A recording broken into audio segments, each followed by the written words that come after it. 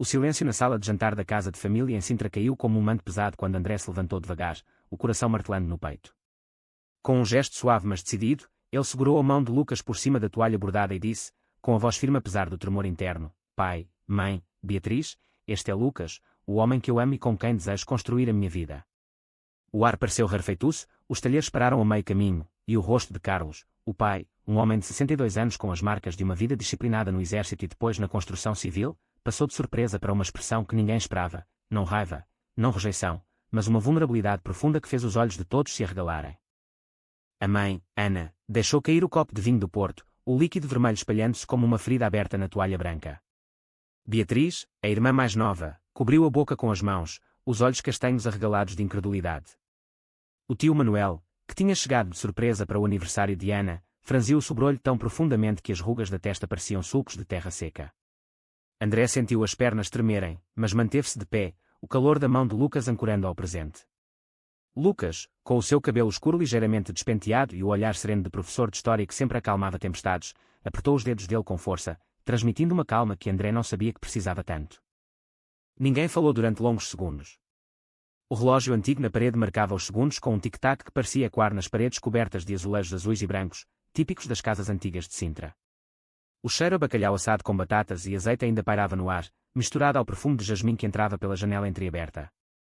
André tinha ensaiado este momento 1000 vezes na cabeça, durante as noites em branco no seu pequeno apartamento em Lisboa, enquanto desenhava logótipos para clientes que nunca imaginariam o turbilhão dentro dele.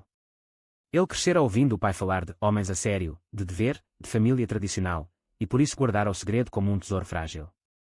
Na adolescência, quando sentia o olhar demorar-se demasiado nos rapazes da escola, corria para o quarto e desenhava até os dedos doerem.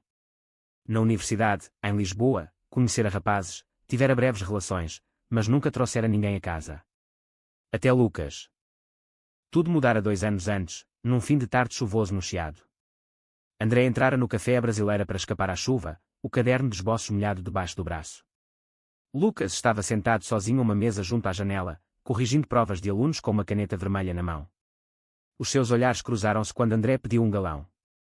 Lucas sorriu primeiro, um sorriso aberto, genuíno, daqueles que iluminam o dia mais cinzento. Conversaram sobre livros, sobre a história de Lisboa, sobre como o Tejo parecia mudar de cor conforme o humor da cidade. 2 meses depois estavam a passear de mãos dadas à noite no mirador de Santa Catarina, sem medo, porque em Lisboa o mundo parecia mais largo. Mas o medo voltava sempre quando pensava na família. Agora, aqui estava ele, 31 anos de idade, designer gráfico bem-sucedido, e ainda tremia como um miúdo. O pai levantou-se devagar, o corpo alto e magro projetando uma sombra longa sobre a mesa. André preparou-se para o pior. Mas Carlos não gritou. Os seus olhos marejaram-se, e uma lágrima solitária rolou pela face marcada pelo sol e pelo vento. Meu filho, murmurou ele, a voz rouca como se tivesse guardado aquelas palavras durante décadas. Eu sempre soube no fundo do coração. E eu sinto tanto por não ter tido a coragem que tu tens hoje. A sala explodiu em suspiros coletivos. Ana começou a chorar baixinho, Beatriz piscou os olhos várias vezes como se não acreditasse no que ouvia. André sentiu o mundo inclinar-se. O pai deu a volta à mesa, puxou-o para um abraço apertado, o cheiro familiar de aftershave e tabaco antigo envolvendo-o como um cobertor antigo. Lucas permaneceu de pé, respeitoso, mas com os olhos brilhantes de alívio. O jantar continuou, mas nada era o mesmo. As vozes voltaram, hesitantes primeiro, depois mais quentes. Ana serviu mais vinho, a mão ainda trêmula. Beatriz fez perguntas tímidas sobre como se tinham conhecido. Carlos não largou o ombro de André durante muito tempo. A noite avançou, as velas na mesa tremulando, e André sentiu pela primeira vez em anos que talvez, só talvez, o peso que carregava nos ombros começasse a aliviar. Mas sabia que a noite estava apenas a começar, que as palavras do pai escondiam camadas que ainda não tinha imaginado. Carlos limpou a garganta, sentou-se novamente mas manteve a mão no braço de André.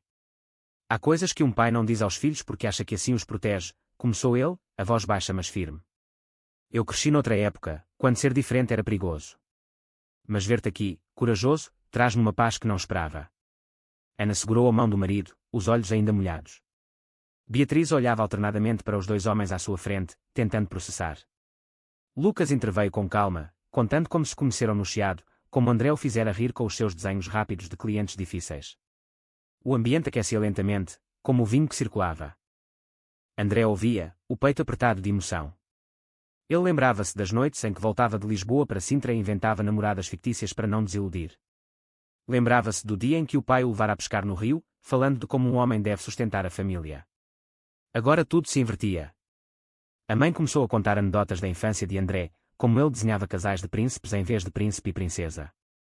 Todos riram, um riso nervoso mas libertador. O tio Manuel permaneceu calado, o garfo girando no prato, mas ninguém reparou ainda. Quando o relógio deu as 11, Carlos pediu silêncio. Eu preciso de vos contar algo que guardei durante 40 anos. A sala ficou novamente em silêncio. André sentiu o estômago contrair-se. O pai falou do seu tempo no serviço militar, de um amigo chamado João, um rapaz de olhos claros que tocava guitarra à noite no quartel. Nós éramos inseparáveis, disse Carlos, a voz embargada. Mas naquela época não havia espaço para isso. Eu casei com a tua mãe porque a amava, e ainda amo, mas uma parte de mim ficou lá atrás. Lágrimas correram livremente agora. Ana apertou-lhe a mão com mais força, como se dissesse que sempre soubera algo. Beatriz soluçou baixinho. André sentiu o mundo abrir-se. O pai não o rejeitava, o pai compreendia porque vivera o mesmo. A conversa prolongou-se até à meia-noite. Perguntas, abraços, mais vinho. Lucas foi aceito com um aperto de mão firme do pai. André saiu para o jardim com Lucas, o ar fresco da noite de Sintra cheirando a pinheiros e terra molhada. Eu nunca imaginei isto, murmurou André, encostando a testa à de Lucas. Ele chorou por mim. Lucas beijou-lhe a testa. Ele chorou por ambos, amor. Por ti e por ele próprio. Regressaram à sala, o tio Manuel já tinha saído discretamente para o quarto de hóspedes. A noite terminou com promessas de mais jantares, de visitas a Lisboa. Mas André sabia que o tio Manuel não ficaria calado. No dia seguinte, o sol entrava pelas janelas altas da sala quando Carlos chamou André para o escritório. As paredes estavam cobertas de fotografias antigas, medalhas do exército, livros de engenharia. O pai sentou-se na cadeira de couro gasto e contou a história completa.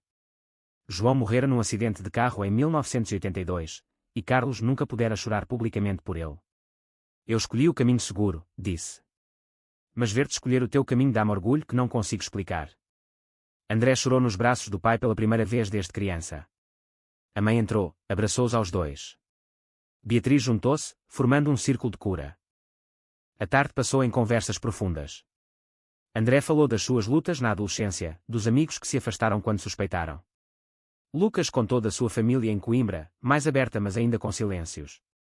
O telefone tocou, era o tio Manuel, a voz alterada. Carlos, o que é isto? Tu estás a encorajar isto? A discussão começou ao telefone, depois pessoalmente quando o tio regressou à tarde. Na minha família não é isso, gritou Manuel. É uma vergonha. Carlos defendeu o filho com uma força que André nunca vira. A vergonha é ter vivido com medo durante tanto tempo, respondeu o pai. A tensão subiu, vozes altas, portas batendo. André sentiu-se pequeno novamente, questionando se o timing fora errado. Lucas puxou-o para o jardim. Não duvides de ti agora, disse ele.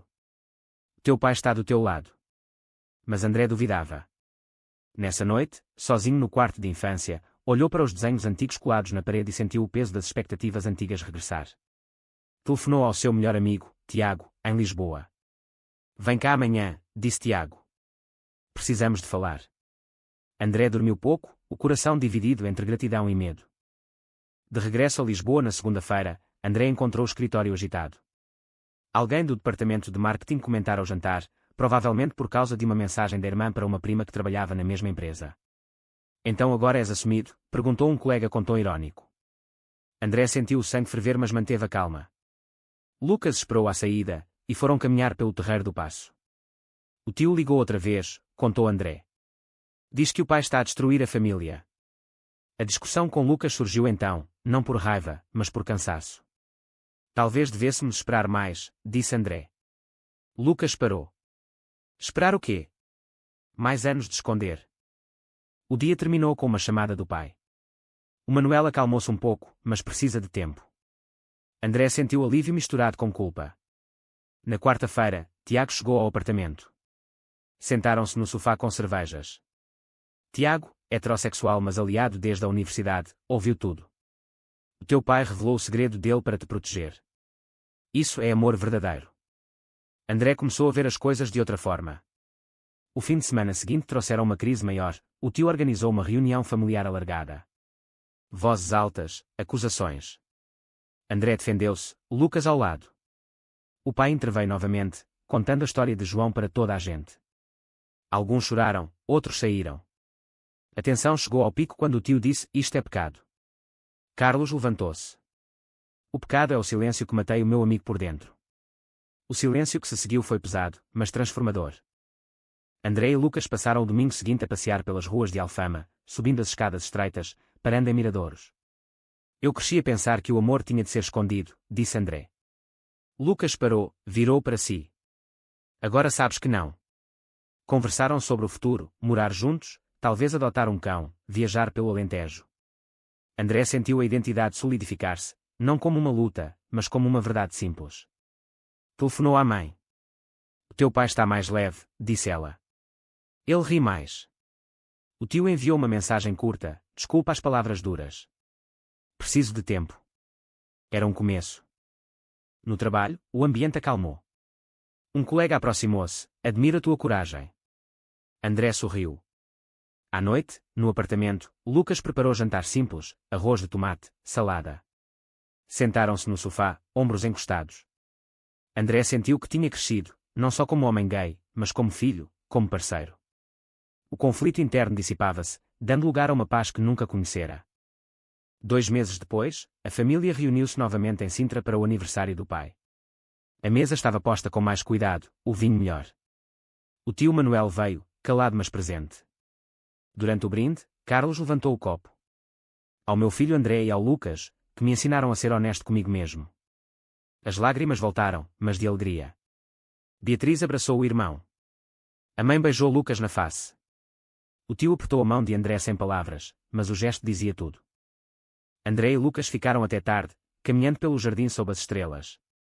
"Eu sou inteiro agora", disse André. Lucas sorriu. "Sempre foste. Só precisavas que o mundo visse."